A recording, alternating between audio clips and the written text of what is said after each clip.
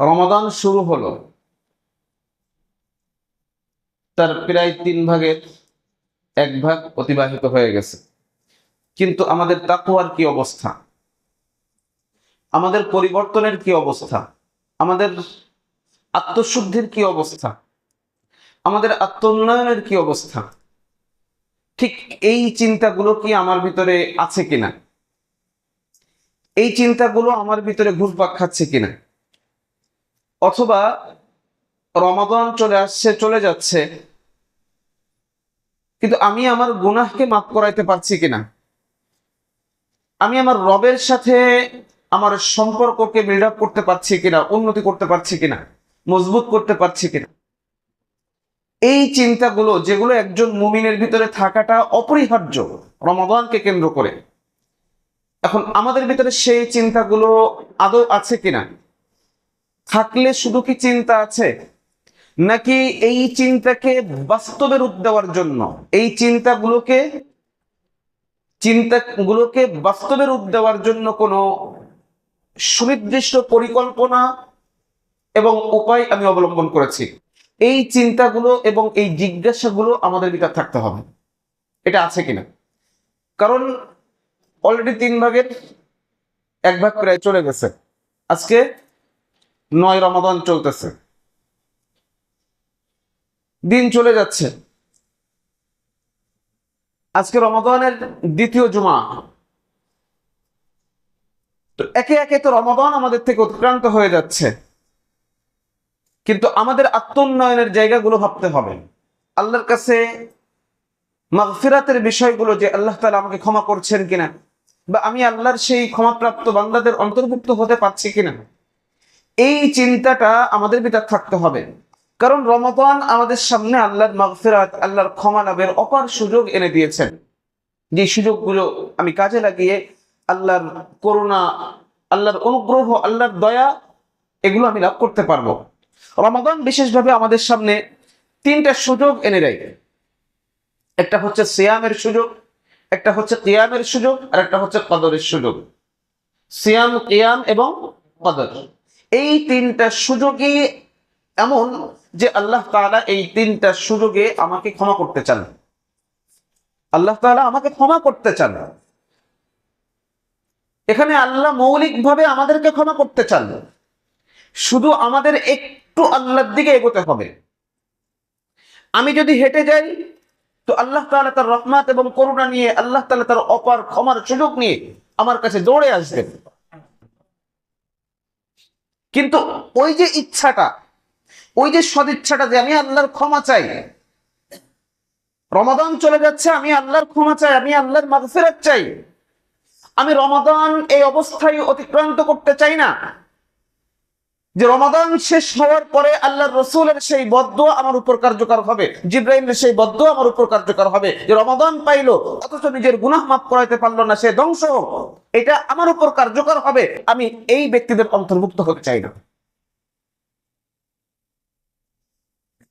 তো রমাদানের এই যে 3টা সুযোগ, এই সুযোগকে আমাদের কাজে লাগাতে হবে। আপনি দেখেন রমাদানের প্রথম দিনের আমাদের অবস্থাগুলো দেখেন, যেটা সুযোগ ছিল আল্লাহর ক্ষমা লাভের, আল্লাহর ক্ষমা লাভের অপার সুযোগ ছিল, সেই জায়গাগুলোতে আমাদের অবস্থান কি। রমাদানের প্রথম দিন মানুষের ভিতর যেই সালাতের প্রতি আগ্রহটা ছিল, ইশার সালাতে যেই পরিমাণ মসজিদগুলোতে লোক হয়েছিল, তারাবির সালাতে যেই পরিমাণ লোক হয়েছিল, শেষ পর্যন্ত যতজনকে পাওয়া গেছিল, এখন কি পাওয়া যাচ্ছে? তার মানে এই 9টা তারাবির ভিতরেই আমরা ক্লান্ত হয়ে গেছি, এটা আমাদেরকে ক্লান্ত করে দিয়েছে, আমরা হাল ছেড়ে দিয়েছি, আমরা যেন আল্লাহর ইবাদতে পরিতৃপ্ত হয়ে গেছি, এমন একটা ভাব আমাদের ভিতর চলে আসছে যে এই 9 দিনেরই তো যথেষ্ট হয়ে গেছে, আর কত। আমাদের অবস্থা কি এমন না? একটু লক্ষ্য করেন, প্রত্যেকটা মসজিদের দিকে তাকান, এমন অবস্থা।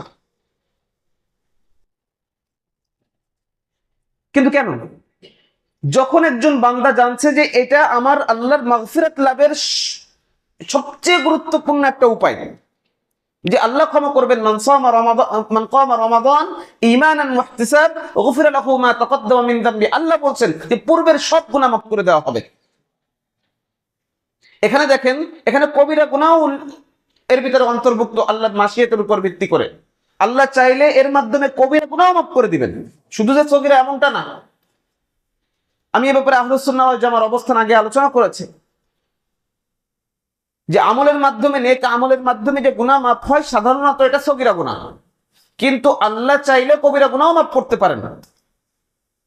কবিরা গুনাহ সাধারণত তওবা ছাড়া মাফ হয় না, কিন্তু আল্লাহ চাইলে তাও হয়। আপনারা এগুলো জানেন, অনেক হাদিস রয়েছে এই ব্যাপারে। ওই যে মহিলা, একজন জিনাকার মহিলা, সে একটা কুকুরকে পানি পান করানোর জন্য আল্লাহ তাকে মাফ করে দিয়েছেন না? সে কি আলাদাভাবে সে কি তওবা করছিল? না, তার এই কর্মের মাধ্যমে আল্লাহ তাকে মাফ করে দিয়েছেন। তো কবিরা গুনাহ আল্লাহ চাইলে, আল্লাহর মাশিয়াতের উপর ভিত্তি করে আল্লাহ চাইলে বান্দাকে মাফ করে দিতে পারেন, কিন্তু এর জন্য তো আমাকে আন্তরিক হতে হবে। আমি আল্লাহর মাগফিরাত চাই, আমি আল্লাহর ক্ষমা চাই, এইটা অন্তত আল্লাহকে বোঝাতে হবে যে আমি আন্তরিকভাবে আল্লাহর ক্ষমা চাই, আন্তরিকভাবে আমি আল্লাহর প্রতি ধাবিত হয়েছি, আন্তরিকভাবে আমি আল্লাহর প্রতি অগ্রসর হচ্ছি এবং রমাদানে আমি হয়েছি। এই বিষয়টা তো আপনাকে বোঝাতে হবে। আল্লাহ তাআলা আপনার থেকে দেখবেন, আল্লাহ তাআলা আপনার অন্তরকে দেখবেন। আকসার তো নয়, আহসান বলা হয়েছে, বেশি তো বলা হয় নাই, অধিক তো বলা হয় নাই, বলা হয়েছে উত্তম। যে আপনাকে আল্লাহর কাছে আন্তরিকতার সাথে আপনার উত্তমটা দিতে হবে। বলা হয় নাই অধিক সংখ্যক, বলা হয় নাই বেশি সংখ্যক, কিন্তু যেটা দিবেন আপনি সেটা কি হবে? আন্তরিকতার সাথে উত্তমটা দিবেন। আইয়ুকুম আহসানু আমালান, আইয়ুকুম আকসারু আমালা, এটা আল্লাহ বলেন নাই যে তোমাদের ভিতর কর্মে কে অধিক, আমলে কে অধিক, এমন কথা বলা হয় নাই। বলছেন আইয়ুকুম আহসানু আমালান, এটা আল্লাহ তাআলা দেখবেন তোমাদের ভিতর আমলে কে উত্তম, কার আমল সুন্দর, কার আমলের ভিতর আন্তরিকতা ছিল, কার আমলের ভিতর একান্ত রবের অনুগ্রহ পাওয়ার সেই সদিচ্ছা ছিল, এটা আল্লাহ দেখবেন, এটা আল্লাহ দেখতে চান। তো সেই সুযোগটা তো রমাদান আমাদের সামনে দিয়েছে। রমাদানে আমাদের আল্লাহর দিকে এগিয়ে যেতে হবে। আমি সামান্য এগোবো, আল্লাহ তাআলা তার করুণা, আল্লাহ তাআলা তার রহমত, অনুগ্রহ, দয়া এসব নিয়ে আমার দিকে দৌড়ে আসবেন ইনশাআল্লাহ। কিন্তু ওই যে বলেছি, আন্তরিকতাটা এবং শুরুটা আমার হতে হবে। আল্লাহ তাআলা সুযোগ রেখে দিয়েছেন, আল্লাহ তাআলা সুযোগটা রেখে দিয়েছেন, কিন্তু আমি এখানে বলি যে আমাদের এই অপার সুযোগগুলো লাভ থেকে আমরা বঞ্চিত হই আমাদের সামান্য একটু সদিচ্ছার কমতির কারণে। একটু সদিচ্ছা থাকা আমাদের, একটু আন্তরিকতা থাকা, একটু আল্লাহর ক্ষমা লাভের প্রতি আগ্রহ থাকা, তাহলেই আমাদের ভিতর এই বিষয়গুলো আসতো, তাহলেই আমাদের কাছে এই সালাতটা মজবুত হতো, এই সালাতটা অনেক দামি হতো। আমি দৌড়ে আসতাম, আমি যেখানেই থাকি আমি চেষ্টা করতাম সালাতটাকে কাজা না করার। যেখানেই থাকি আমি চেষ্টা করতাম যে আমার সামনে তো এই সালাতের মাধ্যমে পুরো রাত্র কিয়ামের সওয়াব লাভের সুযোগ এনে দিয়েছে। পুরো রাত্র আমি চাইলে সম্পূর্ণ রাত্র আমি আমার সাধ্য অনুযায়ী হয়তো পারবো না, আমার যে শারীরিক কন্ডিশন বা এসব দিয়ে হয়তো পারবো না, কারণ আমরা দুর্বল। এই উম্মতের সময় অল্প, এই উম্মতের সময় অল্প।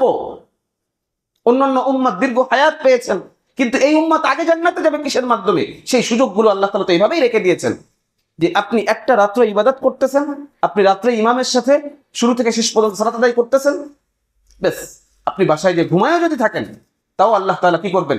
সারা রাত্র সালাতের সওয়াব, সারা রাত্র কিয়ামের সওয়াব আল্লাহ তাআলা আপনাকে দিয়ে দিবেন। তো আপনি চাইলে তো প্রত্যেকটা রাত্রে এটা এমনটা করতে পারতেন, আমি চাইলে প্রত্যেকটা রাত্র করতে পারতাম, কিন্তু আমাদের ওই যে বলেছি একটু সদিচ্ছার অভাব ভাই, একটু সদিচ্ছার অভাব। রমাদান চলে যাচ্ছে, 9টা চলে গেছে অলরেডি। আর কবে আমরা জাগ্রত হব? আর কখন জাগ্রত হব? হয়তো মনে করতেছি এখনো তো রয়েছে, এখনো 21টা রয়েছে, এখনো 20টা রয়েছে, এমনটা মনে করতেছি, এমনটা ধারণা হতে পারে এর ভিতরে আমি হয়তো অনেক কিছু করে ফেলবো। এটা শয়তানের বড় একটা ধোঁকা। সে এখন এইভাবে ধোঁকা দিবে, রমাদানের এখনো অনেকগুলো বাকি রয়েছে, আল্লাহর ক্ষমা লাভের সুযোগ এখনো বাকি রয়েছে, এখনো লাইলাতুল কদর শেষ দশক তুমি একেবারে সব দিয়ে দিবা, সর্বোচ্চ দিয়ে দিবা, এখন হচ্ছে সে এইভাবে ধোঁকা দিবে। সে সবসময় একই পর্যায়ে ধোঁকা দেয় না, সবসময় একই পর্যায়ে ধোঁকা দেয় না। সে সবসময় বলে না যে এই মুহূর্তে তোমার নামাজ পড়ার দরকার নাই, সালাত আদায় করার দরকার নাই, এইভাবে সবাইকে সে ধোঁকা দেয় না। সে কখনো অতি ইখলাস দিয়ে ধোঁকা দেয়, অতি ইখলাস দিয়ে ধোঁকা দেয়। এরপরে রমাদানের সেই দশকে তার ধোঁকাটা পাল্টে যাবে, সেটা হলো আফসোস। যে হাই 20টা দিন আমি কিভাবে কাটালাম, এই আফসোস করে চলে যাবে বাকি 10 দিন। এটা বলবে না যে ঠিক আছে যা গেছে গেছে, আমার সব ছেড়ে ফেলে দিয়ে আমি বাকি 10টা দিন অন্তত আল্লাহর মাগফিরাতের দিকে ছুটে যাই। ওয়াসারিউ ইলা মাগফিরা, আল্লাহ বলছেন যে তোমরা আল্লাহর ক্ষমার দিকে দৌড়ে আসো, দ্রুত ধাবিত হও। কিন্তু শয়তান আপনাকে এটা বলবে না যে সামান্য সময় আছে, রমাদানের 1 ঘন্টা সময় আছে, 1 ঘন্টা আমি কাজে লাগাই। শয়তান আপনাকে এটা বলবে না, বরং সে লাস্টের দিকে এসে এটা বুঝাবে যে তুমি লম্বা সময় ছাড়া করে ফেলেছো, লম্বা সময় ছাড়া করে ফেলেছো। তো শয়তানের ধোঁকা সবসময় একরকম হয় না। যারা তালবিস ইবলিস পড়েছেন, এই বইটা যারা পড়েছেন, শয়তানের ধোঁকা আসলে কোন জাতীয় হয় আপনারা জানেন। এগুলো এগুলো অনেক কিছুই জানেন। অতি ইখলাস দিয়ে ধোঁকা দেয়। রমাদান এত লম্বা সালাত আদায় করে তো লোক দেখানোর জন্য করতেছে, লৌকিকতার জন্য করতেছে। অতি ইখলাস বুঝাচ্ছে আপনাকে যে ঠিক আছে তোমার এখন এটা দরকার নেই।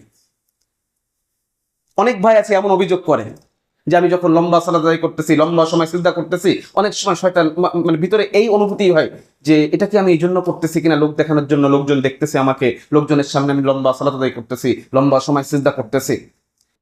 তো এ ব্যাপারে ওলামা ইকরাম আলোচনা করেছেন, বিশেষ করে সরিয়ার মুনাজ্জিদের হাফিজাহুল্লাহ, উনি ওনার একটা লিখায় বলেছেন যে এই সময়টাই বান্দার উচিত হচ্ছে ওই আমলটা যেটা করছে ওই আমলটা আরো বেশি দীর্ঘ করা এবং আরো বেশি ওটাকে লম্বা করা। সে যে জায়গাটায় ধোঁকা দিচ্ছে ওই জায়গাটা আরো বেশি কি করা, মজবুত করা। এতে করে কি হবে, সে মনোক্ষুণ্ণ হবে, সে হতাশ হবে, আপনার থেকে সে ভেগে যাবে ওই সময়টাই। আল্লাহ তাআলা আমাদেরকে সুযোগ দান করেন।